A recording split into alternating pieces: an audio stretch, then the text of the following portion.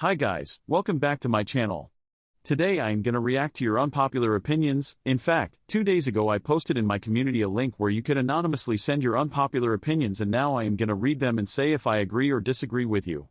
Before starting, I remind you that this is a small channel and every kind of support is very appreciated, so consider subscribing and leaving a like. Also, this is all based on my opinion, so if you disagree, don't be offended and express your opinion in the comments. Okay, let's start. Blackpink should disband and go solo. My girls are tired. I partially agree and partially disagree. I agree in the sense that, if they are truly tired, they should do what makes them happy, and if disbanding is what they want to do, then I support it. But, if you ask for my opinion, that's a pretty dumb idea cause their brand is already well established, they are known globally, and they'll probably never reach that level of success as solo artists. They could pursue a solo career while still being together as a group, so the most intelligent choice would be to continue as Blackpink. Itzy really did flop. Their recent mini-album was not it. I don't see them getting their hype back. They have a stable fan base, but I don't see them going anywhere from here. No hate though. Hope they can prove me wrong in the future.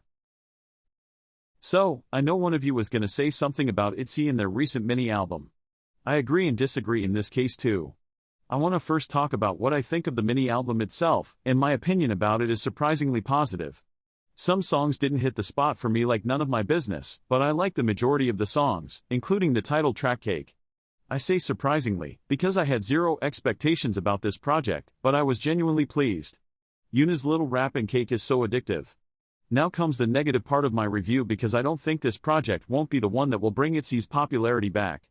Because even if the project as a whole sounds good, it lacks cohesion and it sounds like a mix of all of Itzy's previous eras more than a project of its own.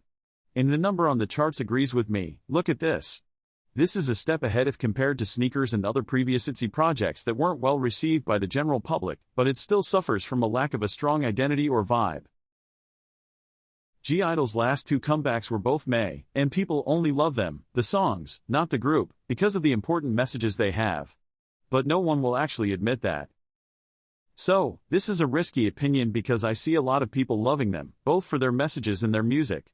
(G)I-DLE genuinely confuses me because they are maybe the only group that changes concepts every comeback, and don't have a strong identity that is not flopping. Actually, they are thriving as one of the most successful groups of the fourth generation. So judging them based on their music is hard because it varies so much. They have good title tracks, like Tomboy, if you ignore the rap, and Oh My God, but they also have bad title tracks such as Queen Card. When it comes to their messages, I appreciate them spreading good ideas such as self-confidence, but I can't hide that sometimes it feels a little performative. Almost like they are doing too much. NewJeans songs are addictive but don't feel like proper songs. They either lack proper verses or bridge or both, which makes the song just a TikTok dance challenge. I wouldn't say that every NewJeans song suffers from this problem, but I agree that some songs feel this way, especially in the last album. Examples of these types of songs are ASAP or even NewJeans. They both have crazy potential to be really good songs, but they were too short and lacked a proper structure. And, as this subscriber said, they kinda felt like songs that were made to become trends on TikTok.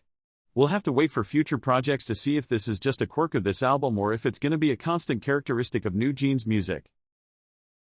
Get Up by NewJeans should have been longer. This opinion is kinda related to the previous one. It shouldn't be unpopular because this subscriber is right. Get Up had the potential to be the best track of the album. It was so good and the music video was cute as well. I don't get the choice to make the song so damn short. 7 by Jungkook is good, y'all are just boring.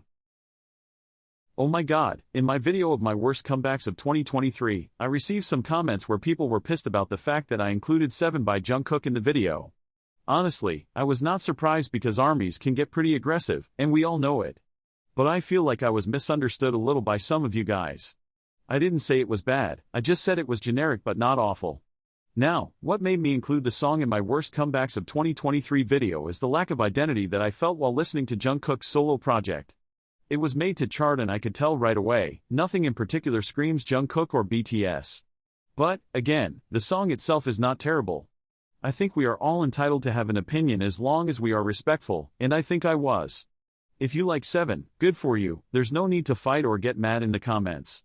Also, I swear ARMYs are so dramatic sometimes, chill mamas. Sserafim is so overrated as a group. I disagree, but I get what you mean. Sserafim has had 3 comebacks and 2 title tracks out of 3 are, how to put it, questionable. But if you dive a little deeper into their discography, you'll see they have good B-sides that outdo their title tracks. Now, one thing about them gives me the ick, and I don't know if it's just me being picky or you guys feel it too.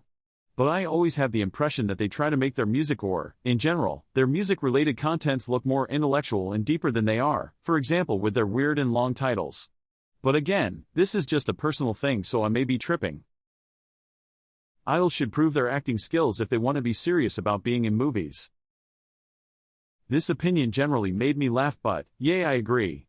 I've not seen a lot of K-drama with idols in it, because I don't give enough fucks about an idol to watch an entire drama just because they're in it. But I remember seeing a few clips from a show on TikTok where the main character was played by Yeri of Red Velvet. And she had to act like a rich bad bitch in high school, and, let me tell you, the acting was kinda atrocious and painful. Girl group stans scare me more than boy group stans. I swear to God, talkies, blinks and dives are literally the scariest fandom to exist. I piss my pants whenever I see one, see fan videos, or hear the memes. So scary. I disagree. Boy group stans are so aggressive for some reason, especially on TikTok. The moment you make a TikTok saying something negative about a boy group, your comment section is gonna be filled with angry stans. Girl group stans are annoying too, but you gotta say the most awful shit about their faves to reach boy group stans level of bullying. New K-pop groups having no positions are getting really annoying now. Honestly, I agree with you. It annoys me because it makes sense only if you have a well-rounded group. For example, NMIXX could pass as a real no-position group. Even NewJeans could pass as a no-position group because the difference in different skills between all the members is not that big. But it drives me nuts when in those no-position groups, positions are very clear but they are just not official. What's the point? For example, Sserafim don't have official positions, but we all know that Jungkook is the main vocalist. So, what's the point of not making it official? I don't get it. Okay, that's it. What do you think about these opinions? Do you agree? Let me know in the comments. I remind you again to consider subscribing and leaving a like. Bye bye.